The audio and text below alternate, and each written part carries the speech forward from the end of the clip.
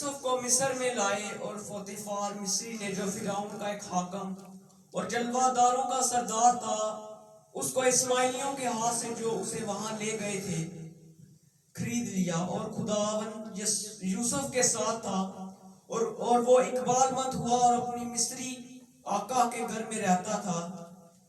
اور اس کے آقا نے دیکھا کہ خداوند اس کے ساتھ ہے اور جس کام کو وہ ہاتھ لگاتا ہے خداوند اس میں اسے اقبال مند کرتا ہے۔ چنانچہ یوسف اس کی نظر میں مقبول ٹھہرا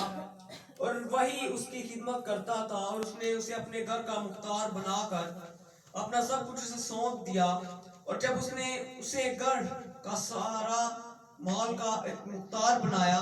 تو خداوند نے اس مصری کے گھر میں یوسف کی خاطر برکت بخشی، اور اس کی سب چیزوں پر جو گھر میں اور کھیت میں تھی خدا کی برکت ہونے لگی، اور اس نے اپنا سب کچھ یوسف کے ہاتھ میں چھوڑ دیا، اور سوا روٹی کے جسے وہ کھا لیتا تھا اسے اپنی کسی چیز کا ہوش نہ تھا، اور یوسف خوبصورت اور حسین تھا۔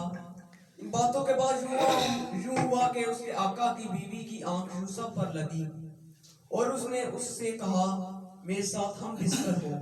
لیکن اس نے انکار کیا اور اپنے آقا کی بیوی سے کہا کہ دیکھ میرے آقا کو خبر بھی نہیں کہ اس کے گھر میں میرے پاس کیا کیا ہے،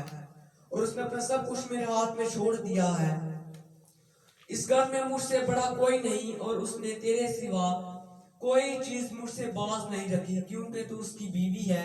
سو بھلا میں کیوں ایسی بڑی بدی کروں